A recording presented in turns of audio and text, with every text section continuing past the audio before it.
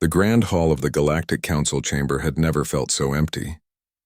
3 years had passed since humanity's quiet departure from galactic space, yet the silence they left behind seemed to grow louder with each passing day. Ambassador Zex Toril of the Veldari Federation stood before the assembled representatives, his forearms gesturing in what his species considered a sign of extreme distress. "Esteemed council members," his translator device buzzed, "we cannot ignore this crisis any longer. The medical supply chains in the Outer Rim have completely broken down. 3 more colony worlds reported critical system failures this cycle. The humans maintained those networks. They built the frameworks our technicians now cannot repair." High Counselor Dravka tapped his ceremonial staff against the marble floor. The sharp sound echoed through the chamber, silencing the worried murmurs. "We have heard enough about humans for one session," he said. "They were just one species among thousands. The Council has stood for 12,000 years. We will adapt." From her seat in the middle tier, Counselor Lyra Vashtari watched the exchange with growing concern. Unlike most of her peers, the blue-skinned Azurian had voted against expelling the humans. Now she was watching her fears become reality. "With respect, High Counselor," she said, rising to her feet, "Ambassador Zex Toril's concerns are valid. The latest reports show 17 major trade hubs experiencing critical infrastructure failures. The translation matrices are degrading. The medical synthesizers developed by human scientists are malfunctioning across 3 sectors." Dravka's faceplates shifted in annoyance. "Counselor Vashtari, your fondness for humans has been noted many times. But they were arrogant and uncooperative. They refused to share their military technology. They ignored our cultural standards. They needed to be taught humility." Lyra resisted the urge to mention that this lesson seemed to be backfiring spectacularly. Later that day, Lyra reviewed the data in her private chambers. The holographic displays showed a galaxy-wide pattern that filled her with dread. It wasn't random. The systems failing were precisely those the humans had quietly built and maintained for decades. Her assistant, a young praxi named Trill, entered with a fresh data tablet. The report from the Centauri sector just arrived. "Counselor," Trill said, her feathers slightly ruffled with worry. "Another human outpost found abandoned. Like the others, it was stripped of all valuable technology before they left." Lyra nodded. "They didn't leave anything useful behind, did they? Almost as if they knew what was coming." "There's something else," Trill added, lowering her voice. "The 3 research vessels we sent to former human space. They've gone silent." All 3 at the same time. Lyra felt a chill run down her spine.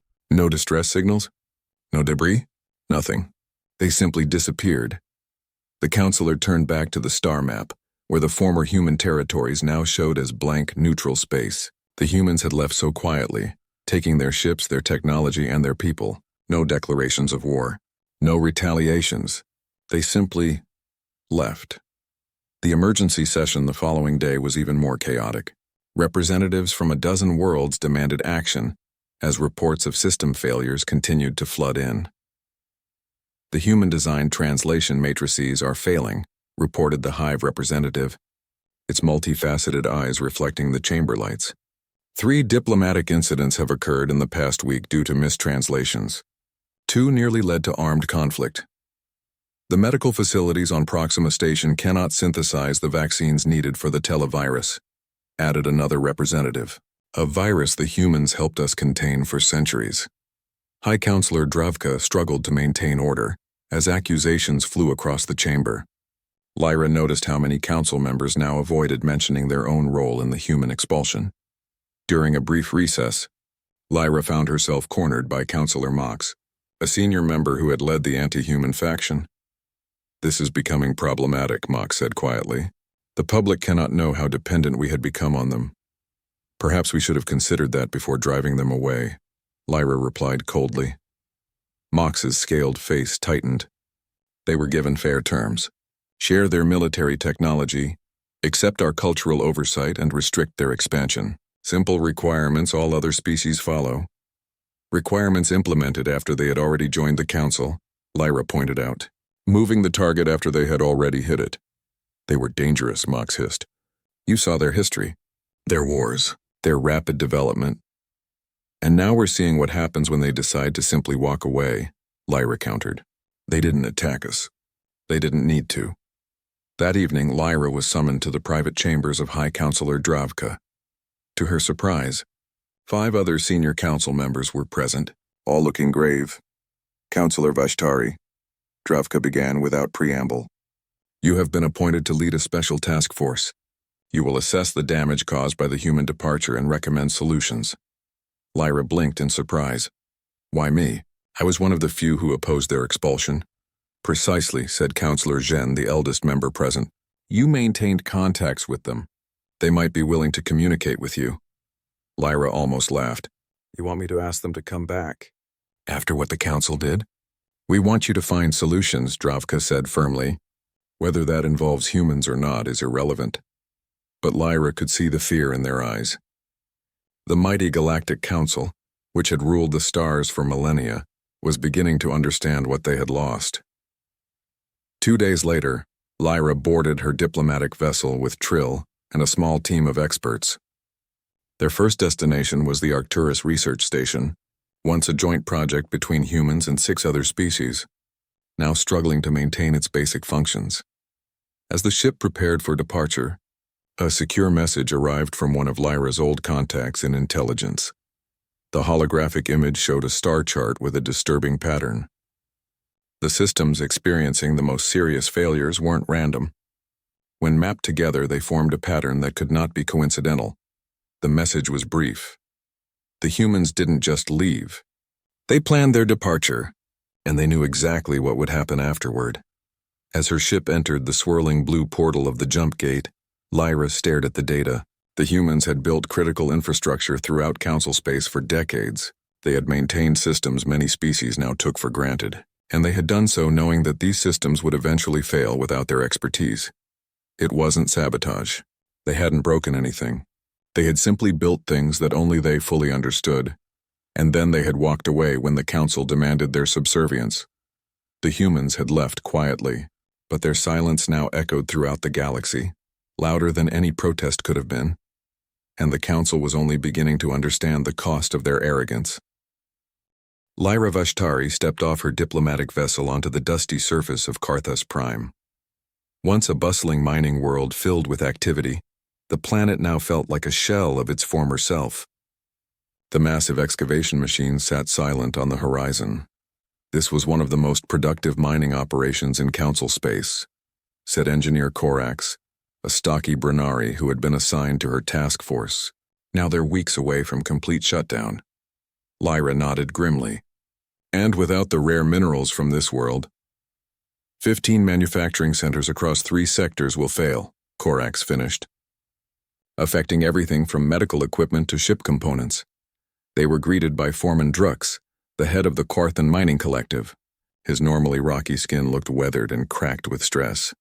Counselor Vashtari, he rumbled, I hope you bring solutions and not more questions. We have answered enough council surveys while our world dies.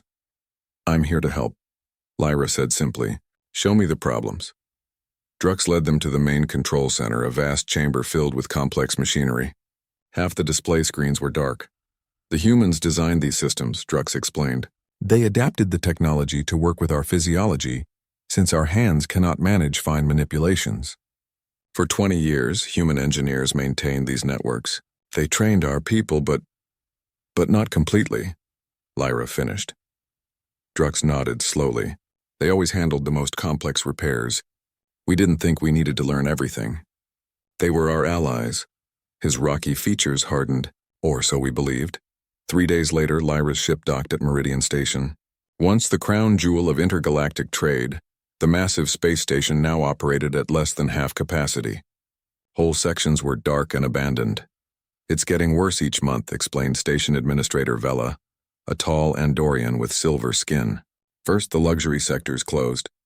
Then the entertainment hubs. Now we're losing critical infrastructure. They walked through a medical center that sat eerily empty. Advanced equipment gathered dust, display screens flashing error messages in a human language.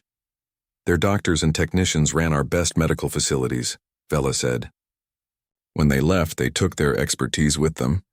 The equipment keeps breaking down and we can't repair it. Did none of them stay behind? Lyra asked. Surely some had built lives here. Vela's expression darkened.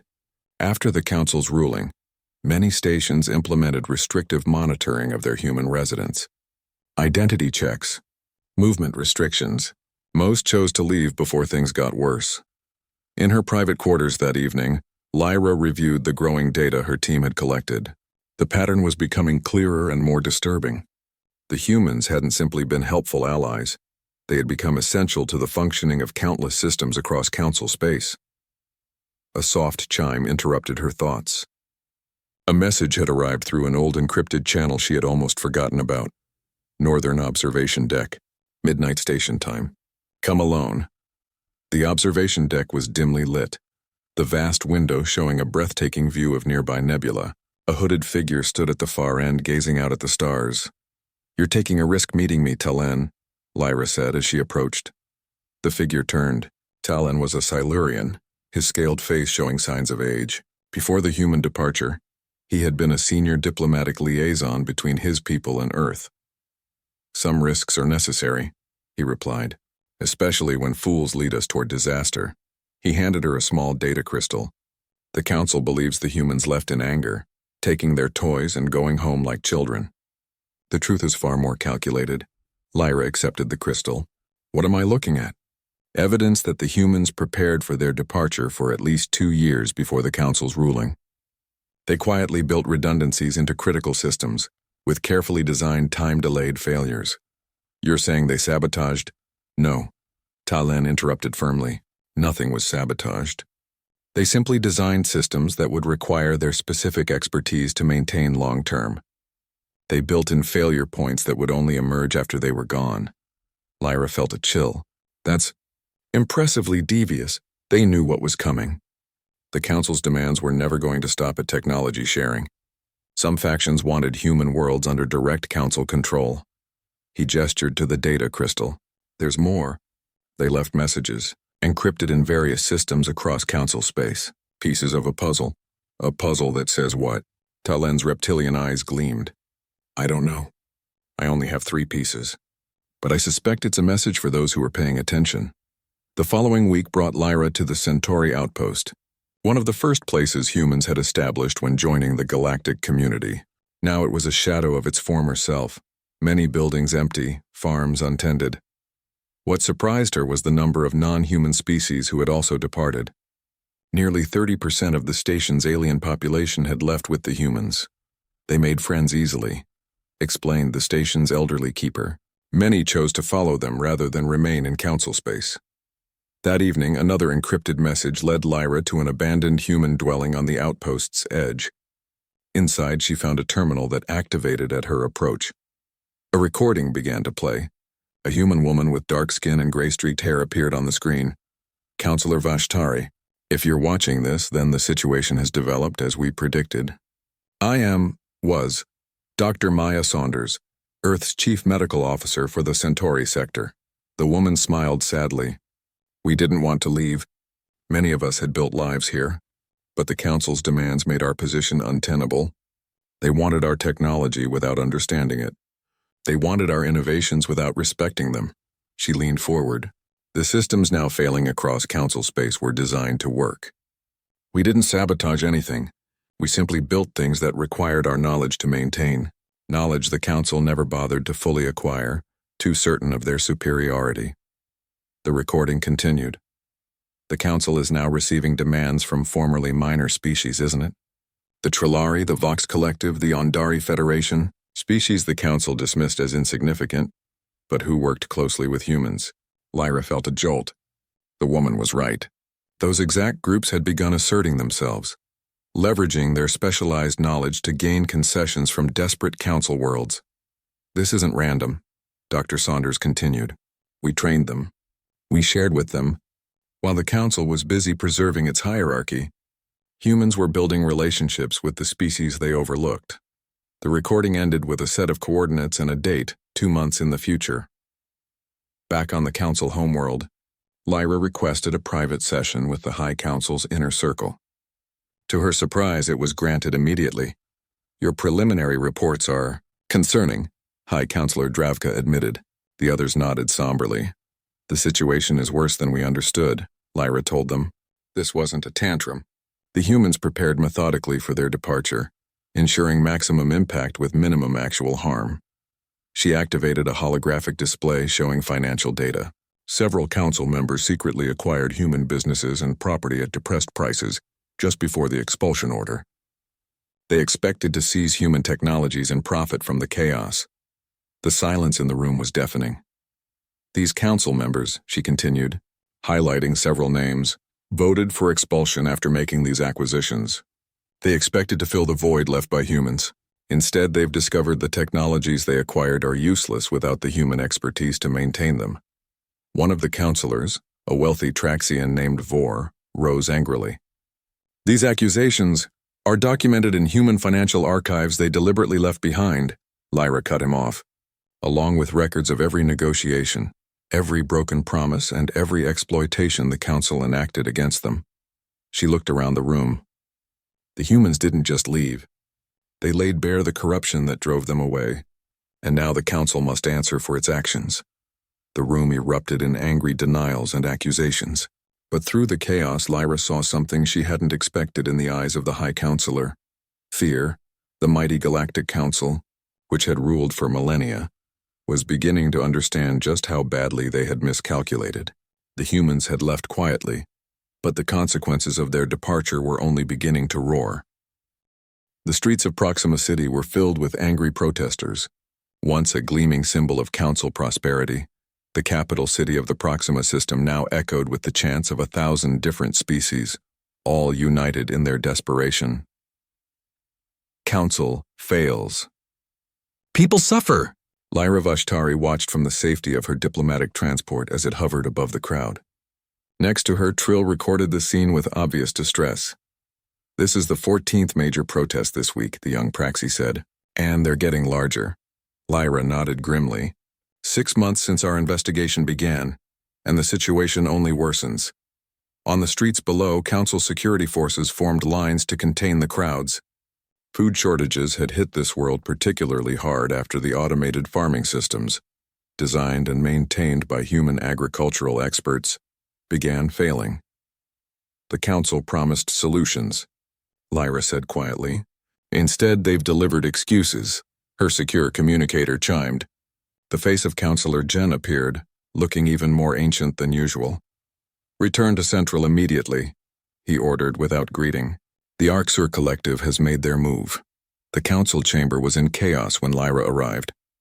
On the main display screen, a representative of the Arcsur Collective, species long considered enemies of the council, addressed the gathered delegates with unsettling calm, simply offering alternatives, the scaled being was saying. The collective's technology can replace the failed systems on your outer worlds. Our terms are reasonable, certainly more reasonable than watching your citizens starve. This is outrageous, sputtered Counselor Vor. The Arcsur were contained by Council. Decree for their aggressive expansion. The Arcsur. Representative's lip curled slightly. Contained with human assistance, yes? How unfortunate they are no longer available to enforce your decrees. After the transmission ended, the arguments erupted anew. 3 council worlds had already accepted Arcsur assistance, bypassing council authority entirely. This is how it begins, muttered an elderly Trelosian counselor beside Lyra. Not with invasion, but with dependency. Later that day, Lyra met with her growing team of investigators in a secure room deep within the council complex. What had begun as a small task force had expanded to include experts from 30 species, all working to understand the full impact of humanity's departure. We've decoded another piece of the human message, reported Klix, a brilliant Vortigern data analyst. Combined with the other fragments, we now have this. The holographic display showed a partial star map with several systems highlighted in red. These are regions outside council space, Lyra observed. What's their significance? Ren, a security specialist, stepped forward. According to classified records I've accessed, these are regions where human fleets engaged unknown hostile forces over the past 50 years. Engaged hostiles? Trill asked. What hostiles? That's just it, Ren replied. These encounters were classified at the highest levels. Most council members don't even know they occurred. Lyra felt a chill. Are you saying humans were protecting council space from external threats? Unknown threats the Council never bothered to acknowledge, Clix confirmed. And now human ships no longer patrol those regions. The implications hung heavy in the air. The humans hadn't just been useful allies. They had been guardians, standing watch against dangers the Council had chosen to ignore. 3 days later, a mysterious signal was detected from beyond Council space. The technical team brought it directly to Lyra's attention. "It's using human communication protocols," explained Technician Vox, his multiple eyes blinking rapidly in excitement. "But it's not coming from any known human world." The signal contained only a simple repeating message. "The foundation is laid. The new home welcomes all who seek it." When Lyra brought this information to the High Council, the reaction was immediate and hostile. "This is human propaganda," declared Councillor Mox, "designed to further destabilize our authority." "Perhaps," replied Lyra evenly, "or perhaps it's a genuine message meant for those listening." "Your sympathy for humans clouds your judgment," Mox snapped. They abandoned their responsibilities to the galactic community. High Councillor Dravka raised a hand for silence. "Responsibilities we imposed upon them unilaterally," he said, surprising everyone. "Perhaps it is time we acknowledge our own role in this crisis." The chamber erupted in angry shouts. Accusations flew as councillors pointed fingers at each other, trying to shift blame for the human expulsion. "You championed the technology seizure provisions. Your faction demanded military oversight of their colonies. The cultural compliance mandates were your initiative." Lyra watched the spectacle with a mixture of disgust and vindication. The mighty council, which had stood united in its arrogance when expelling humanity, now fractured under the weight of consequences. That evening, news arrived that shocked even Lyra's jaded expectations. 3 council member worlds had formally declared independence from council authority. The Trillari, the Vox Collective, and the Ondari Federation, the same minor species Dr. Saunders had mentioned in her recording, had formed their own coalition. Their announcement cited irreconcilable differences in governance, philosophy, and declared their intention to establish a new form of galactic association based on mutual respect rather than hierarchical control. Lyra recognized the language immediately. These were human concepts of governance, implemented by species who had worked closely with Earth. When the Council convened an emergency session to address this unprecedented secession, the atmosphere was one of barely controlled panic. "We must respond with military action," insisted the Security Minister. "This rebellion cannot be allowed to spread." "With what fleet?" countered Councillor Zhen. "Half our ships are experiencing critical system failures. Many use human-designed components we can no longer properly maintain." As the debate raged, Lyra received an urgent private message. A single human diplomatic vessel had appeared at the edge of Council space, requesting permission to approach the Council homeworld. The message was signed, Jackson Chen, Special Envoy of the Human Concordance. Lyra's heart raced as she interrupted the Council's debate to deliver this news. The reaction was immediate: fear, hope, anger, and relief all visible on the faces of various Council members. After all this time, they reach out now? Councillor Mox sneered.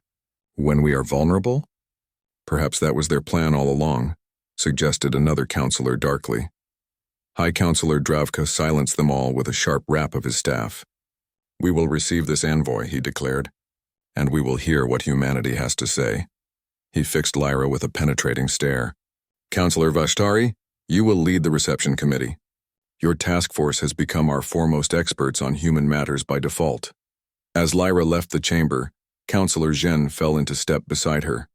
The ancient being's voice was barely above a whisper. "Be careful, child. Some on the Council fear what this human might say more than they fear what humanity's absence has done." "What do you mean?" Zhen's ancient eyes met hers. "Those who profited most from the human expulsion have the most to lose if the full truth is revealed." 3 days later, Lyra stood in the grand reception hall of the Council homeworld spaceport.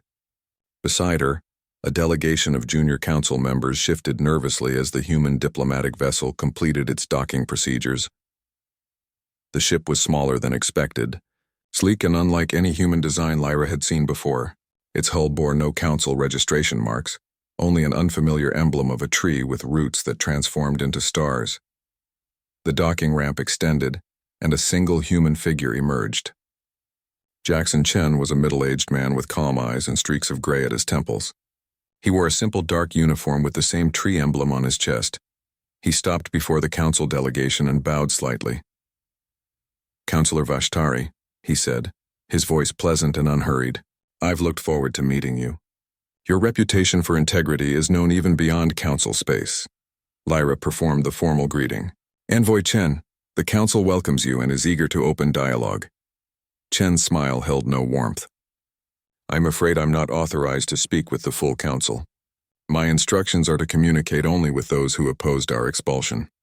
A ripple of outrage passed through the delegation. The senior council representative, a Draxian named Cole, stepped forward. "This is outrageous. You cannot dictate terms to the Galactic Council." Chen's expression didn't change. "The terms have changed, Councillor Cole. The humans left quietly. Now we return with our voice." The secure conference room fell silent as Jackson Chen finished speaking. Lyra Vashtari and the small group of council members who had opposed humanity's expulsion sat stunned by his revelations. "Let me understand clearly," said Councillor Zhen, the oldest among them. "Humanity hasn't simply withdrawn to its home systems. You've established an entirely new multi-species alliance beyond council space?" Chen nodded calmly. "The Concordance was formed 2 years ago. Currently, it includes 17 species, 11 former council members and 6 species the council never bothered to invite." 17 species left with you?" Trill asked, her feathers ruffling in surprise. "Not all at once," Chen explained. "Some followed immediately. Others came later as the council's mismanagement became clear." He activated a holographic display showing a star map. A significant region beyond the council's borders glowed with interconnected points of light. "This is Concordance space now," Chen said. 273 inhabited systems, all operating under a charter of mutual defense and cooperative development. Lyra studied the map with growing amazement. "You've built all this in just 3 years?" Chen smiled slightly. "We had been preparing alternatives for longer than that. The council's expulsion order merely accelerated our timetable." Later that day, messages began arriving from scientists and engineers who had left with humanity. They were addressed to families, colleagues, and friends on their homeworlds. Each contained personal news, assurances of well-being, and something more.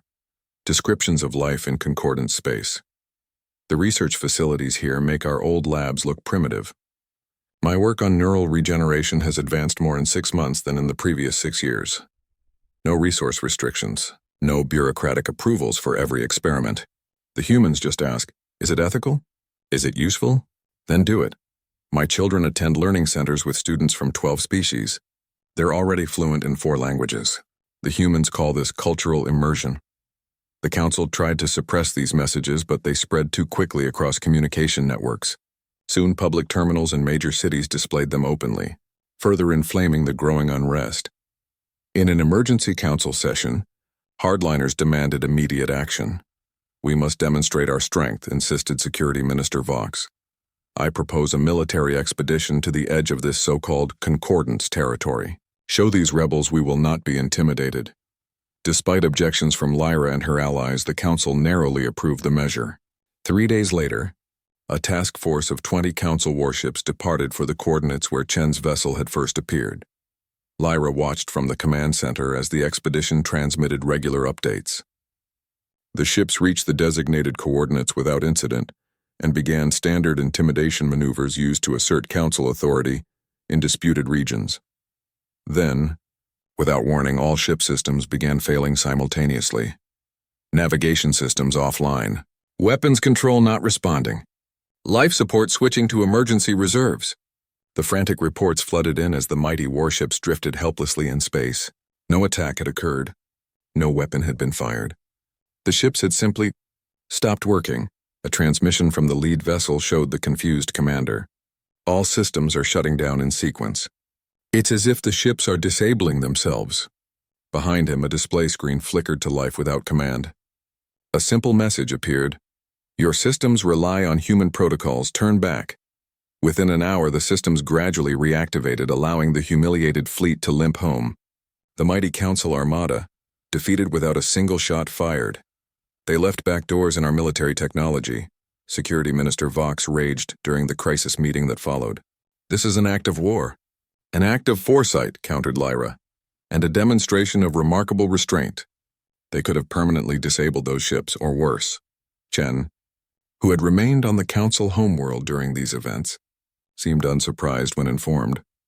The Council insisted on acquiring human military technology, he said, but failed to understand it fully. A common theme, I believe.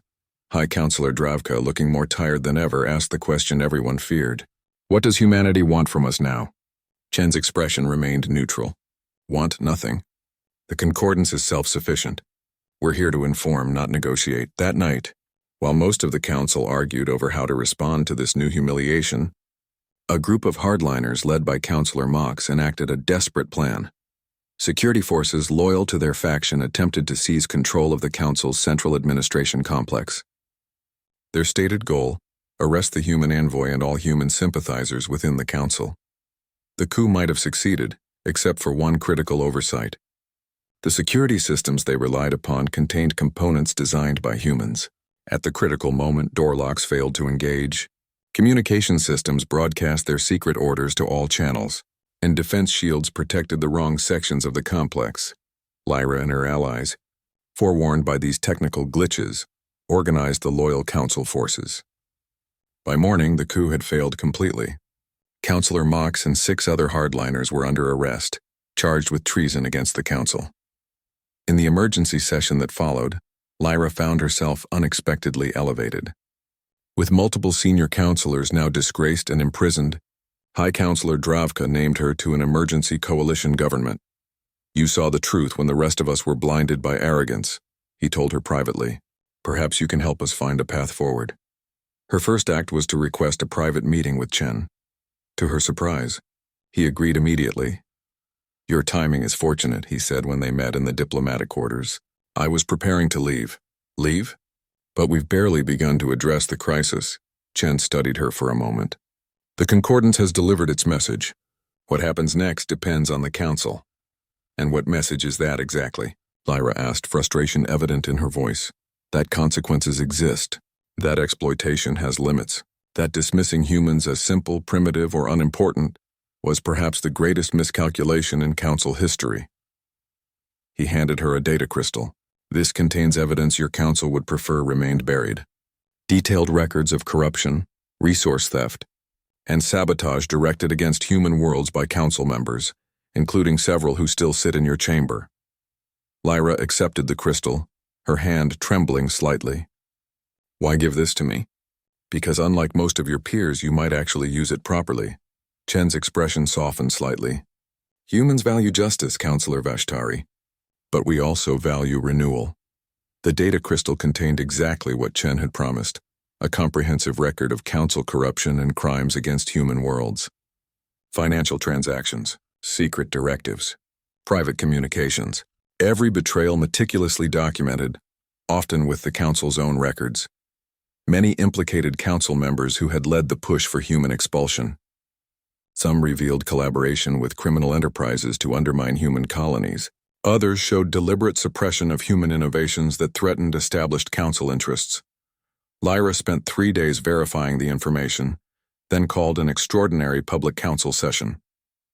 With billions watching across thousands of worlds, she presented the evidence. The humans did not abandon the Council, she concluded. The Council betrayed the humans at every turn, then punished them for their success. The public outcry was immediate and overwhelming. Protests erupted on hundreds of worlds. More systems threatened secession. The Council's authority, already weakened, now threatened to collapse entirely. As the crisis deepened, Lyra found a message waiting in her private quarters. A set of coordinates in neutral space with a simple note from Chen. For those who seek a new beginning. 1 week from today. She brought this information to the emergency coalition government, now led jointly by herself and High Counselor Dravka. After hours of debate, they reached a decision that would have been unthinkable months earlier. The Council would send a delegation to the specified coordinates, not to confront humanity, but to open genuine dialogue with the Concordance. We've tried intimidation and failed, Dravka admitted to the reduced Council. Perhaps it's time to try humility instead. As preparations began, Lyra returned to her office to find Trill waiting, looking nervous. Counselor, "There's something you should know before you depart," the young aide said. "I've received messages from friends who left for Concordance space. The humans? They've developed technology far beyond what they shared with the Council." "What kind of technology?" Trill lowered her voice. "A new form of faster-than-light travel. One that doesn't require the traditional jump gates the Council has controlled for millennia." Lyra sat down heavily. The Council's power had always rested partly on its control of the ancient jump gate network that made interstellar travel possible. If humans had developed an alternative, they kept this secret even while part of the Council, Trill continued. Apparently they've had it for decades. Why wouldn't they share such a breakthrough? Lyra wondered. My friend said the humans had a saying, never give all the cards to someone who's already trying to cheat you. Lyra found herself laughing despite the gravity of the situation. How perfectly it summed up the Council's fatal mistake. They had treated humans as naive newcomers to be exploited, never realizing they were dealing with equals who saw through. The Council diplomatic vessel emerged from the jump gate at the designated coordinates, carrying Lyra Vashtari and a small delegation of reformed Council representatives. The ship's sensors immediately detected multiple vessels waiting in formation, none broadcasting Council identification signals. 17 ships, reported the navigation officer. Configuration unknown. Through the main viewport, Lyra could see the vessels arranged in a perfect circle. At the center floated a massive station unlike any she had seen before, a gleaming structure with sweeping curves and brilliant lights. Counselor Vashtari, came Chen's voice over the communication system. Welcome to Harmony Station, the diplomatic hub of the Concordance. Please dock at the designated bay. An escort awaits you. As their ship approached the magnificent station, Lyra noted the absence of traditional defense systems. Either the Concordance was naive about security, or they possessed defenses so advanced they had no need to display them openly. The interior of Harmony Station took Lyra's breath away. Vast open spaces filled with greenery, transparent walkways suspended over flowing water, and everywhere members of dozens of species working together without the rigid hierarchies of Council space. Their escort, a young human woman named Sarah Kim, led them through the main concourse. The station houses representatives from all concordant species, she explained, plus observers from 20 other worlds considering membership. 20 more worlds? Asked Counselor Zhen, clearly disturbed by the number. Sarah nodded. Applications increase weekly, especially since the Council's recent difficulties became widely known. The delegation was led to a circular meeting chamber with a spectacular view of surrounding space. There, they found Jackson Chen waiting with representatives from various species, many familiar from Council space, others completely unknown to Lyra. Chen stepped forward. Welcome to the first formal dialogue between the Council and the Concordance. I believe introductions are in order. One by one he introduced the representatives, former Council species like the Trillari and Ondari, species the Council had deemed pre-spacefaring and denied membership. And most surprisingly, 3 species Lyra had never seen before. The Viradri, Nexians, and Kellari were unknown to Council space, Chen explained. They inhabit regions beyond the Council's maps, regions humans explored while the Council believed we were merely developing our own territories. Lyra exchanged glances with her fellow delegates. The implications were staggering. Humanity had been conducting independent exploration and diplomacy for decades while the Council remained ignorant. The discussions that followed revealed just how, fundamentally, the galactic landscape had changed. The Concordance wasn't simply a collection of disgruntled ex-Council members, it was a thriving alternative with its own principles of governance. Our founding charter is simple, explained a Trillari representative. Equal standing for all member species, technological sharing with appropriate safeguards, mutual defense and non-interference. In internal cultural development, these sound like human concepts, noted Counselor. Jen, human-influenced, corrected Chen, but embraced by all members because they work. No species dominates others. No arbitrary hierarchies of advanced versus primitive cultures. As the talks progressed, Lyra raised the question that had been troubling her since Trill's revelation. We've heard rumors about new propulsion technology, a faster-than-light system that doesn't require jump gates. A brief silence fell over the Concordance representatives. Then Chen nodded to a human scientist seated nearby. Dr. Eliana Reyes stood and activated a holographic display. The Alcubierre drive was developed by humans nearly 40 years ago. It creates a bubble of space-time that moves faster than light while the ship inside remains stationary relative to its local space. The display showed a sleek vessel surrounded by a rippling field of energy. Impossible, whispered one of the council scientists. The energy requirements alone would be prohibitive using council physics, yes. Dr. Reyes finished for him. Our approach uses principles the council never explored. Lyra felt a chill. You had this technology when you joined the council. Why keep it secret? Chen answered directly. Because the council's first action would have been to demand we surrender it. When species join the council, how often do they maintain control of their most advanced technologies? The council delegates shifted uncomfortably, unable to deny the accusation. That evening, Lyra was invited to a less formal gathering with representatives from former council worlds. In a comfortable lounge area, they spoke more openly about their experiences. The council demanded we share everything while giving little in return, said a Vox scientist. Here, exchange flows both ways. My world was classified as developing, added an Andari diplomat. Limited to observer status in council deliberations despite our 3,000 years of spaceflight. Here we are equals. Lyra listened, increasingly troubled by how accurately they described the council's failings.